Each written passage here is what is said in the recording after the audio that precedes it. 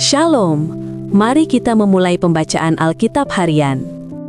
Hari ini kita membaca Injil Matius pasal 16.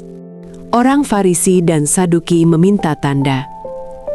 Kemudian datanglah orang-orang Farisi dan Saduki hendak mencobai Yesus. Mereka meminta supaya ia memperlihatkan suatu tanda dari sorga kepada mereka. Tetapi jawab Yesus, "Pada petang hari karena langit merah, kamu berkata, hari akan cerah. Dan pada pagi hari karena langit merah dan redup, kamu berkata, hari buruk. Rupa langit kamu tahu membedakannya, tetapi tanda-tanda zaman tidak." Angkatan yang jahat dan tidak setia ini menuntut suatu tanda, tetapi kepada mereka tidak akan diberikan tanda selain tanda Nabi Yunus. Lalu Yesus meninggalkan mereka dan pergi. Tentang ragi orang Farisi dan Saduki. Pada waktu murid-murid Yesus menyeberang danau, mereka lupa membawa roti. Yesus berkata kepada mereka, "Berjaga-jagalah dan waspadalah terhadap ragi orang Farisi dan Saduki."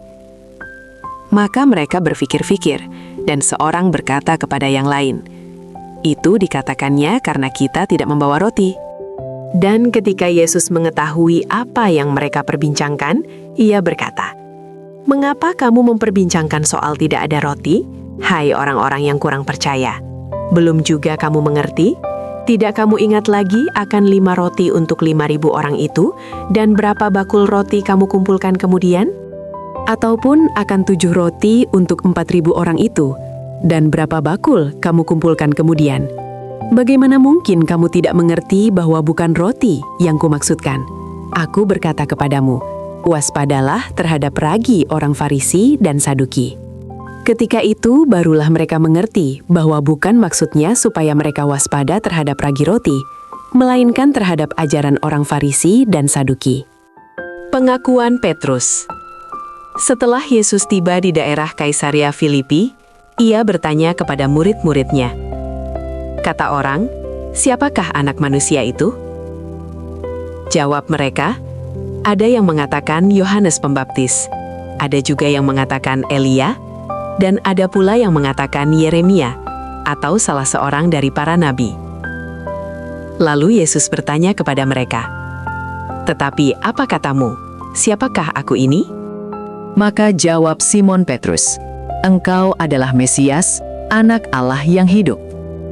Kata Yesus kepadanya, "Berbahagialah engkau Simon bin Yunus, sebab bukan manusia yang menyatakan itu kepadamu, melainkan Bapa-Ku yang di sorga. Dan aku pun berkata kepadamu, engkau adalah Petrus, dan di atas batu karang ini aku akan mendirikan jemaat-Ku, dan alam maut tidak akan menguasainya. Kepadamu akan kuberikan kunci kerajaan sorga. Apa yang kau ikat di dunia ini akan terikat di sorga, dan apa yang kau lepaskan di dunia ini akan terlepas di sorga." Lalu Yesus melarang murid-muridnya supaya jangan memberitahukan kepada siapapun bahwa ia Mesias. Pemberitahuan pertama tentang penderitaan Yesus dan syarat-syarat mengikut Dia. Sejak waktu itu, Yesus mulai menyatakan kepada murid-muridnya bahwa ia harus pergi ke Yerusalem dan menanggung banyak penderitaan dari pihak tua-tua, imam-imam kepala, dan ahli-ahli Taurat, lalu dibunuh dan dibangkitkan pada hari ketiga. Tetapi Petrus menarik Yesus ke samping dan menegur dia. Katanya, "Tuhan, kiranya Allah menjauhkan hal itu. Hal itu sekali-kali tak akan menimpa engkau."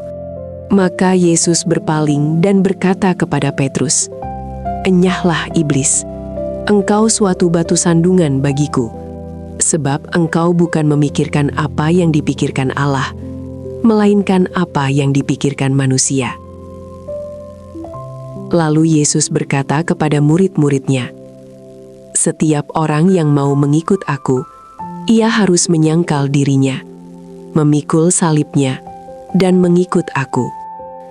Karena barang siapa mau menyelamatkan nyawanya, ia akan kehilangan nyawanya. Tetapi barang siapa kehilangan nyawanya karena aku, ia akan memperolehnya. Apa gunanya seorang memperoleh seluruh dunia, tetapi kehilangan nyawanya? Dan apakah yang dapat diberikannya sebagai ganti nyawanya? Sebab anak manusia akan datang dalam kemuliaan Bapanya diiringi malaikat-malaikatnya.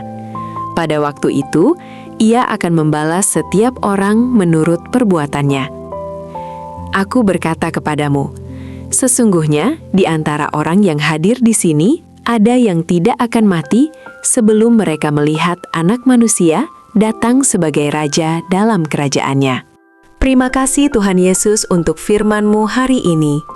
Tolong kami menyimpan firman-Mu di dalam hati dan mempraktikannya dalam hidup kami. Di dalam nama Tuhan Yesus kami berdoa. Amin. Terima kasih sudah meluangkan waktu mendengarkan firman Tuhan hari ini. Kiranya firman ini menjadi terang dan kekuatan.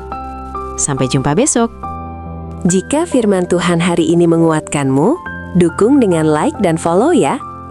Bagikan juga kepada orang-orang yang kamu kasihi, supaya semakin banyak hati yang dikuatkan setiap hari oleh firman-Nya.